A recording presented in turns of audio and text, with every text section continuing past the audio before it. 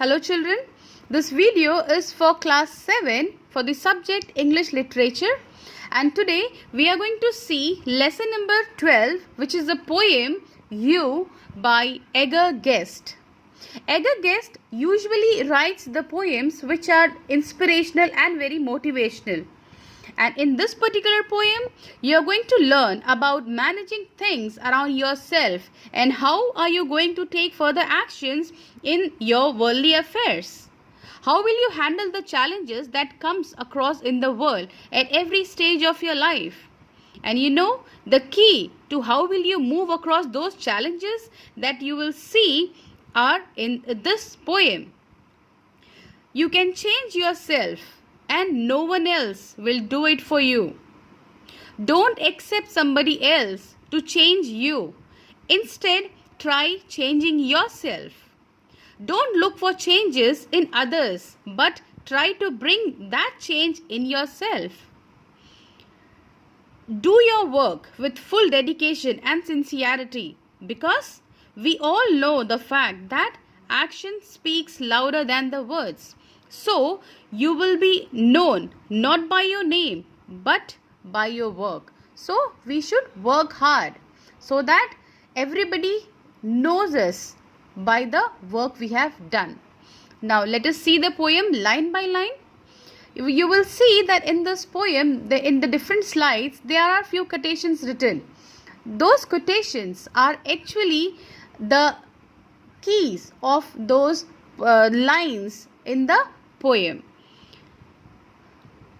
The first two lines of the poem are: you are the fellow that has to decide whether you will do it or toss it aside. Now in this line, the poet wants to tell that it is up to us. We have to decide to do the work or not to do. If a work is given to you, no matter that it is important or not, you have to decide whether you will do the work or say no to it. Now, you will do it or not, that's totally up to you. We should always accept and complete the work which is given to us. The lazy and the coward people will only ignore it or refuse to do that. So children, now you decide who you are and what will you do. Will you do the work or say no? Don't make excuses, make improvements, and be the motivation, not the distractions. Now the next two lines. You are the fellow who makes up your mind whether you will lead or you will linger behind. Now in these lines, the poet wants to tell that who do you want to become? Do you want to be a leader or a follower? I think and I'm sure that everybody wants to be a leader. Just think of your classroom. When the teacher asks that who wants to be the class monitor, I'm sure everyone in the class would raise their hands. This proves that all of us wants to be a leader, but not the follower. But to be a leader, we have to prove our potentials. We should be sincere, dedicated, disciplined, punctual, and obedient, and there are many other good qualities that will lead you to be a leader. So first, prove that you are fit to be a leader by your deeds, and then you can be one. Now the next lines means, the other next lines are: whether you'll try for the goal that's afar or just be contented to stay where you are. In these lines, the poet tells us that we should always try to achieve something bigger. You should not limit yourself to the place you are. Spread your wings and fly higher. Think to move forward. It is truly said that shoot for the moon. Even if you miss, you will land among the stars. It simply means that if we will think of something bigger, then at least we can achieve something better instead of nothing. Let me explain you this with an example. Just think about the time of exams. when you are busy in preparations. I'm sure you must be thinking that you will score 90 to 95%. But when you get your results, you land upon 80 to 85%.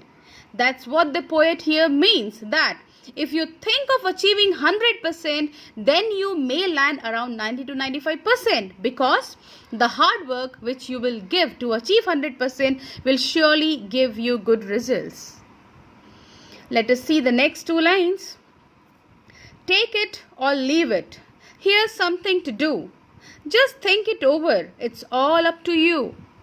Now these lines means that don't be idle. Don't waste your time. Time never waits and it never returns.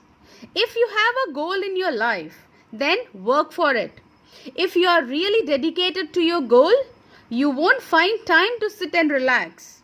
But if you think that you don't have any work to do, it means that you are not dedicated to that work. There are lots of works around you to do. You can never sit idle if you are really hardworking or dedicated. Now see the next lines. What do you wish? To be known as a shirk-eye? Known as a good man who is willing to work? Now just think, you are idle. Let me just tell you what is shirk-eye, what the word shirk means. It is the one who avoids work. Okay. So here the poet just tells that, let me explain you this also with an example. Just think you are in your classroom and the teacher asks that who will read the lesson.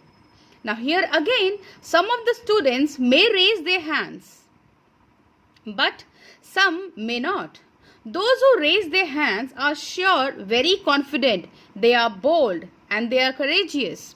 They don't care what people may think when they will do a mistake, because they know that they will learn from their mistakes. But those who don't raise their hands are definitely not bold. They are not strong enough. They hide themselves to avoid work. They will hide their faces so that the teacher does not call their names and assign some work. People like this who avoid work will never be successful in their life. And these people really face difficulties when there are challenges ahead. So children, you should be strong and bold. Always be ready to face challenges and volunteer yourself. Always remember that the diamond gets a shine only after it is polished several times after taking it out from the coal mine. Very good line these are by the poet. Let's see the next lines.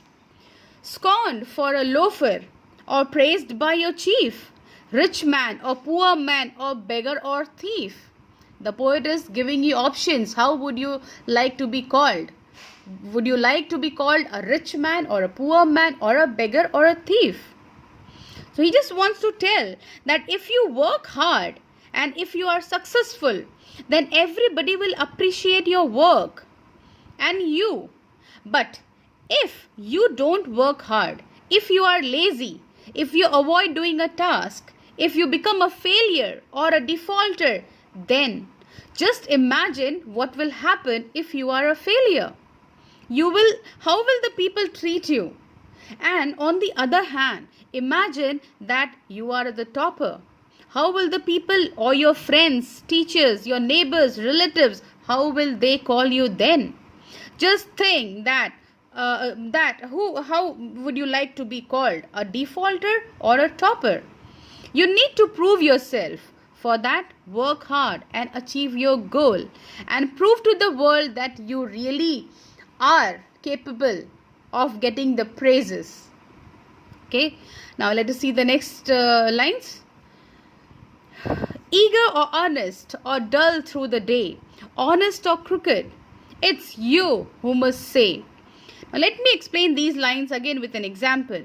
Suppose there is an inter-house cricket tournament in your school and you are a player of your house team. Now, how passionately and with full dedication will you play? You will be so excited to play the match. You will be so eagerly waiting for your turn. And I'm sure when you get a chance, then you will try the best to score the maximum number of wickets and also the runs. You are not Sachin Tendulkar, you are not Dhoni, you are not Virat Kohli, but still, why will you try to score the best? Because you love the game, and so you will do anything to be the best in this. No matter how strong the opponent is, no matter if you fall and get hurt, no matter if you feel hungry or any such excuses. When you play, you will ignore everything because the only thing which you are concentrating is to give your best to be the best. So in these lines, the poets wants to tell that if you think about a work and that it has to be done in the best way, then you will be so excited and so sincere to do it that the work will become a play for you and you will enjoy doing it. You will do it honestly and you will never feel boredom in doing that. So these were the lines. Now let's see the next lines. You must decide in the face of the test whether you will shirk it or give it your best. Many of us run away from the responsibilities and think that why should we do it? Many hand over our work to someone else and then sit and relax, thinking that we are very clever and smart because someone else is doing my work and I'm sitting comfortably. But no, it's wrong. We should not run away from our responsibilities. We should do it with interest.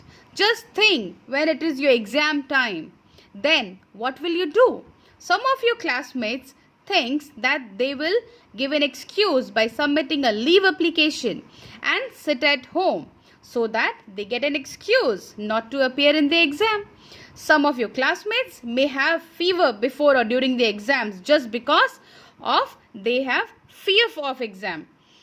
But some will be so excited that they will be eagerly waiting for the exams and give the best. Why? Do you know? Because they know that they have worked really hard the whole year and now it is the time to show and to prove their capabilities. Which group do you belong? Will you run away from the challenges of life or will you face it like a challenge and give the best? I would like to repeat that don't make excuses, make improvements. Let's see the next lines. Nobody here will compel you to rise. No one will force you to open your eyes. Now in this world, there are so many people. If you are in trouble, no one will care who you are or what you do. We all know that people can't see a successful person. Then they always try to pull them down. Nobody will tell you the way to success. No one will give you any help because they know if you get help, then you will go ahead because no one can see anyone else at a successful position and no one cares for your well-being. People nowadays in such a busy life don't have time to take care of their own family members. You all must have seen that they don't have time to take care of their own parents or children. For this, they are appointing the servants. So, just imagine who in the world cares for your well-being. You yourself have to think and move. You have to open your eyes and work. Think the best way to do the work and do it and complete it successfully. Let's see the next lines. No one will answer for you yes or no, whether to stay there or whether to go. Now as the time goes and you will grow bigger and bigger, there will be lots of work and challenges and difficulties that will come as an obstacles in your way. You may be confused that whether you should move or not, or you should do a work or not, but it's up to you how you will do it. Children, do you know there are two ways to do any work? One is the shortcut method and the other is a long way. In the shortcut method, the advantage is this, that you will do the work very easily and very fast. But the disadvantage is this, that the result which you will have after finishing the work will give you the pleasure only for a short while. But on the other hand, in the long way, the disadvantage is that the work needs hard work, labor, and it may take some time to complete. But the advantage is this, that the end result will last for long term and it will give you a lots of pleasure. So children, now you decide whether you will choose a shortcut or a long way. In all these choices, no one will help you. You yourself have to decide whether you will do it or not, or how you will do it, which method will you select. It's all up to you. In the next lines, life is a game, but it's you who must say whether as cheat or as a sportsman you will play. Now, as I explained you before, think that life is a game like a cricket match. Enjoy living it. Any work given to you is like a game. And then what will you do? Same like the cricket match, you will give the best because you want to be the best. Think like a sportsman and play the game of the life. You will definitely enjoy. If you have a true sportsman spirit, then how will you play? Dedication, honesty, energy, strength, determination, punctuality, loyalty, coordination, cooperation, leadership, and such other qualities all reflects that you are a true sportsman. You should never cheat when you do your work. It means that you have to work with real sportsman spirit and then prove that who you are. In the next lines, fate may betray you, but you settle first whether to live to your best or your worst. Now, we all know life is big and we face so many difficulties and challenges in life. Sometimes we may face failures, but that doesn't mean that it is the end of the life. Give another try. You must have heard that failure is the first step to success. So, when you fail, it means that you are trying. And when you try again and again, it means that you are coming up with a new idea to perform a task. And one day, definitely you will get success. But never lose hope. Once you fail, doesn't mean that you will not do the work. Instead, you should sit, relax, think, where did you go wrong? Then plan, prepare, and then again start from the beginning. Sure, you will succeed. You know, children, it always seems impossible until it is done. And when you will finish the work, then you will realize that this was so easy. So, we should never get panic if we face failure. Now, in the next lines, so whatever it is you are wanting to be, remember to fashion the choice. You are free. The poet tells that choose your aim, your destination.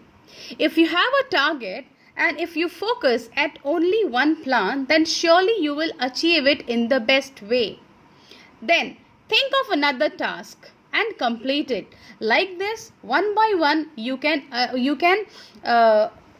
achieve all your goals, because you will think about a work at a time. But if you don't focus at one place, then you will get distracted at so many places and you won't be able to work properly. And at the end, you won't be able to achieve anything. Work hard with concentration so that you set an example of a motivation, but not the distraction. Now, choice is up to you. You are free to choose your goal of your own choice.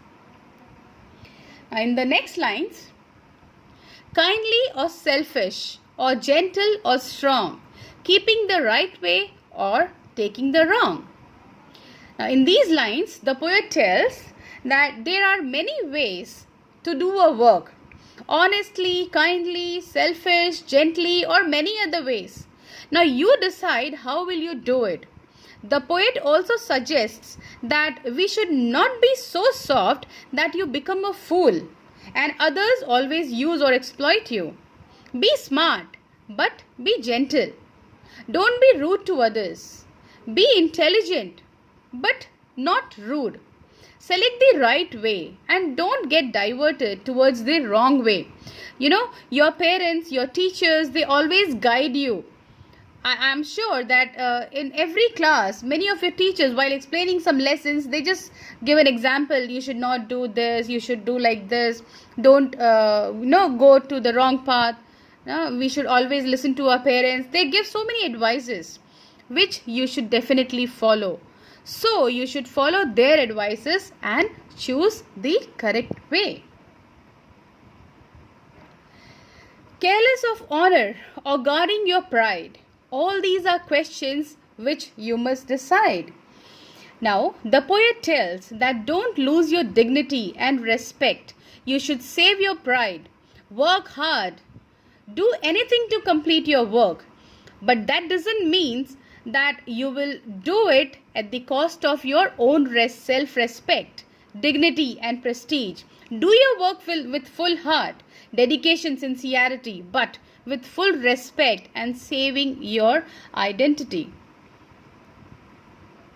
In the last two lines, yours the selection, whichever you do. The thing men call characters is all up to you. Now at the last he tells that now to do the work, how to do it, which work has to be done, when to do, what has to be done to be the best, which way has to be chosen, and many more questions are there. All that has an answer, and the answer is only with you. That is up to you. You have to decide. You have to perform the work in such a way that you can build your own character, because people don't remember a person by their name, but they always remember them by the work they have done. So to conclude the poem, the poem You, the poet wants to tell that it's only you who is going to mold your own future. You become a failure or a successful person, it's up to you. You become a coward or a leader, that's also up to you. You like to be called a hero or a zero, that's also up to you. So who you are, you have to decide. As you can see in this picture, the last person is telling, I won't do it. Then he thinks, I can't do it. Then he just thinks and says, I want to do it. He plans, how do I do it? Then he thinks, I'll try to do it. And he thought, I can do it. He decided, I will do it. And at the last, yes, I did it. So it means when you go step by step, definitely you will achieve your goal. So children, I would like to tell you again that the action speaks louder than the words. Prove it by your actions that you are and that who you are and what can you do. So this is the explanation of the poem. Read the poem and go through this explanation. Thank you.